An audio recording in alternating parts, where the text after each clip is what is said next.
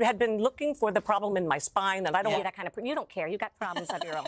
She doesn't even care, and she's my friend. But they finally found out what it was. Yeah. Welcome everyone to Who Died Us.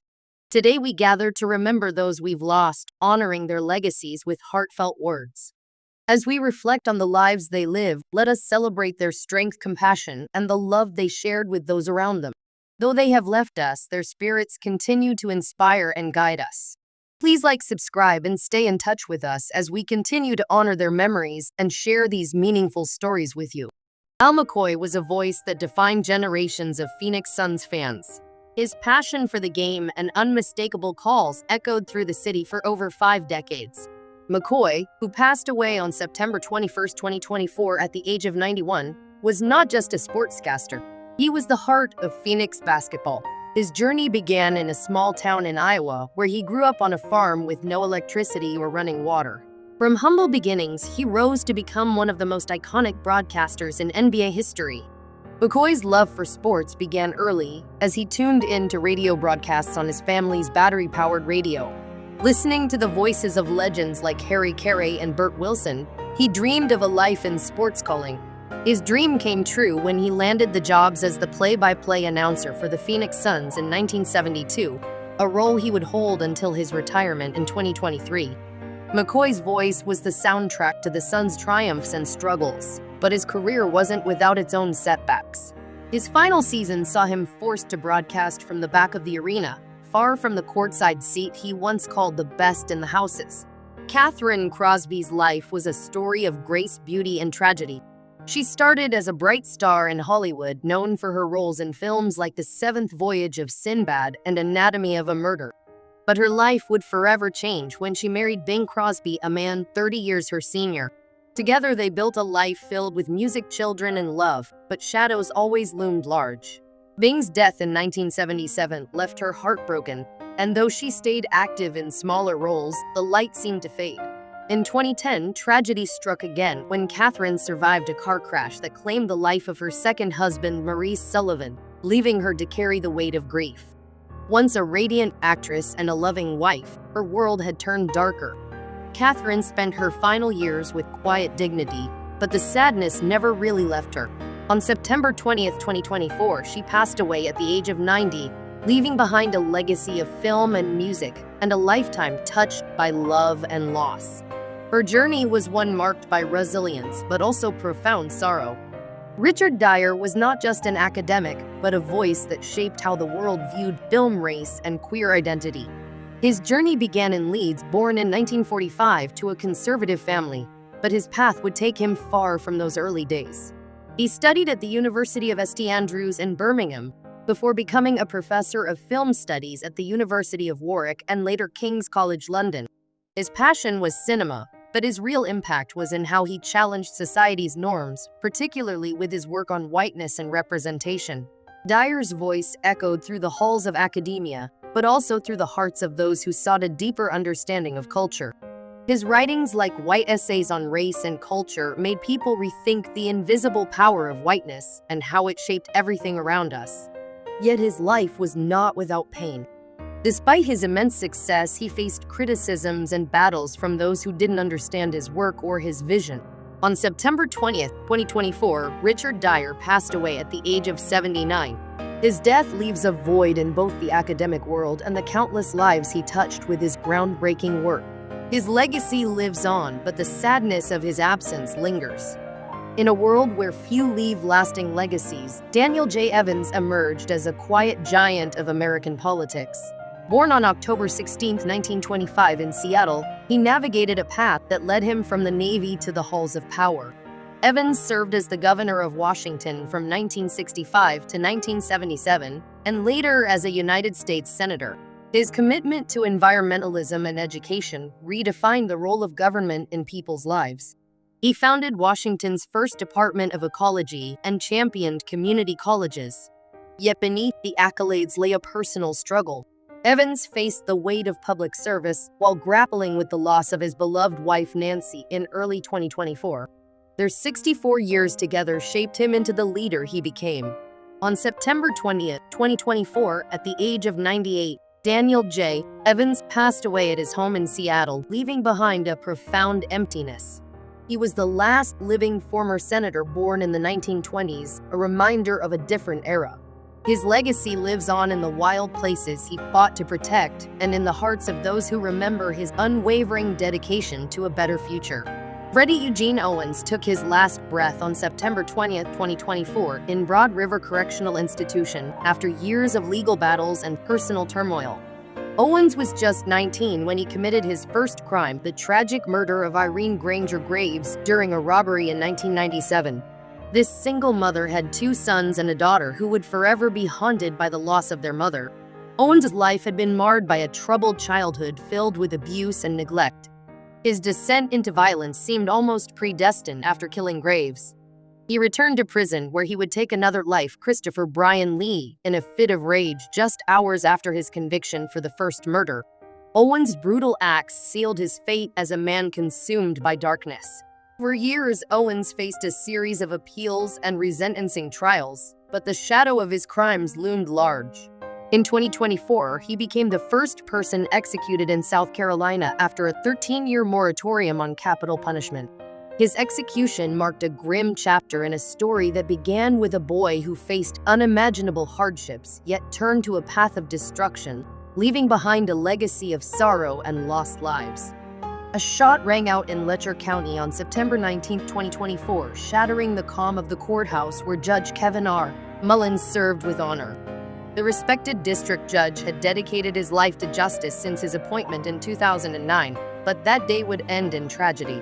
Sheriff Mickey Steins walked into Mullins' chambers, asking for a private conversation, unaware of the darkness that would unfold. Minutes later, chaos erupted as gunfire pierced the air, leaving a community in shock. Steins emerged from the courthouse, surrendering to police, his motive still a haunting mystery. The beloved judge, known for his fairness and dedication, was gone forever, leaving behind a legacy of integrity. Mullins was not only a judge, but a pillar of his community, having served as an assistant Commonwealth's attorney before his judicial career. Steins had a controversial past, re-elected as sheriff amid troubling allegations, but none could have predicted the violence that would transpire. Governor Andy Beshear expressed sorrow for the loss, lamenting the pervasive violence in the world. The state court system was shaken to its core as Letcher County faced the heart-wrenching aftermath of this senseless act. A giant in the world of sports writing has left us as Ron Green, Sr., passed away on September 18, 2024 in Charlotte at the age of 95. His son Ron Jr. shared the news on social media, and the loss reverberated through the hearts of those who admired his work. Green dedicated over 50 years to capturing the essence of sports for the Charlotte News and Charlotte Observer, leaving behind a legacy that will never be forgotten. Born in Greenville, South Carolina, Green fell in love with journalism the moment he stepped into a newspaper office, inhaling the scent of ink and paper. He covered more than 80 major golf championships, including an astonishing 60 consecutive Masters tournaments. His passion for the game was evident as he often spoke of the time he spent at Augusta National. Green was not only a sports columnist, but a storyteller who brought joy to mornings with his thoughtful insights. He earned countless accolades, including induction into several halls of fame. With a career that spanned decades, he lived his dream every day, surrounded by the thrill of sports. As we mourn his passing, we remember a man who truly loved his craft and inspired many along the way. A football legend has left the field as Eugene Edward Cronin passed away on September 17, 2024, at the age of 90. Born in Spalding, Nebraska on November 20, 1933, he rose to prominence after being drafted by the Detroit Lions in 1956. Cronin played a key role in the Lions' 1957 NFL championship victory. He became one of the first outside linebackers for the Dallas Cowboys before joining the Washington Redskins. After retiring, he served as chief scout for the Lions and as the first director of player personnel for the Atlanta Falcons. His legacy continues to inspire.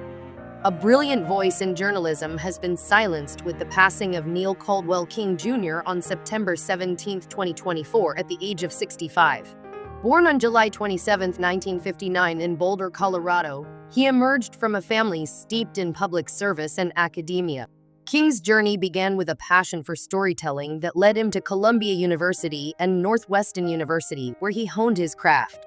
Over a remarkable 23 years at the Wall Street Journal, he became known for his sharp insights covering pivotal events, including the aftermath of September 11, which earned him a Pulitzer Prize. In 2023, he published his first book, American Ramble, capturing his journey across America's backroads after surviving esophageal cancer. King's curiosity and spirit were infectious, inspiring those around him. He ventured through Central Park at night with fellow journalist Tyler Maroney, showcasing his adventurous nature. He leaves behind a legacy of insightful reporting and a loving family, including his wife Shayla and their 2 daughters. As the world mourns the loss of this talented writer, we remember his contributions that enriched our understanding of the world and his unwavering love for exploration. Kathie Lee Gifford is a multifaceted American television presenter, singer, songwriter, actress, and author.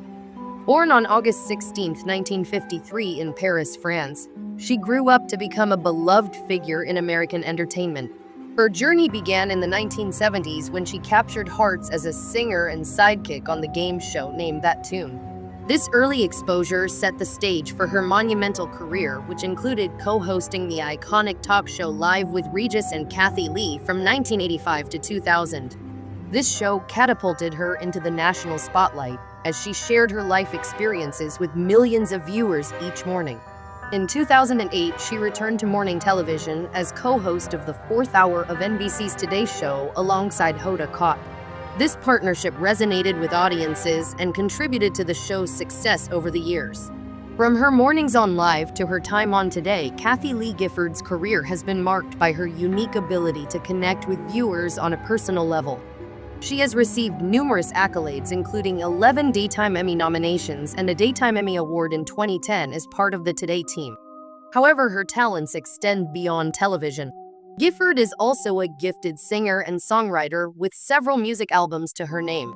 Her musical journey reflects her deep spiritual roots and desire to inspire others. Through her work, she has released songs and written books that uplift and motivate audiences. Behind the scenes, Kathie Lee Gifford has balanced her career with her passions for writing and music. Her contributions to musical theater are noteworthy as she has written songs and produced shows that highlight her creative talents. One of her significant projects is the musical Scandalous, which explores the life of evangelist Aimee Semple McPherson. The show premiered on Broadway in 2012, showcasing Gifford's ability to bring compelling stories to life through music. The personal side of Kathie Lee Gifford reveals a woman deeply committed to her family and faith. She married Paul Johnson in 1976, but the marriage ended in divorce in 1982. Later, she found love with sports commentator Frank Gifford, whom she married in 1986. They shared a beautiful life together, raising 2 children, Cody and Cassidy. Despite the challenges of fame and public scrutiny, Kathie Lee maintained a strong family bond and a deep faith that guided her through life's ups and downs. Frank Gifford's passing in 2015 due to complications from CT was a profound loss for her. His memory continues to inspire her work and music, including the heartfelt song He Saw Jesus is released in 2017, which she dedicated to him. In 2024, Kathie Lee Gifford has faced health challenges that have tested her resilience and spirit. Despite these struggles, she remains active in her career. She continues to create new content, including films and books that reflect her personal experiences and the themes of love, loss, and hope. Her recent activities have included filming new projects and writing children's books that inspire young readers. As she navigates her journey, Kathie Lee Gifford stands as a testament to perseverance and creativity. Her story is one of triumph over adversity, a narrative filled with love, laughter, and a commitment to her faith and family.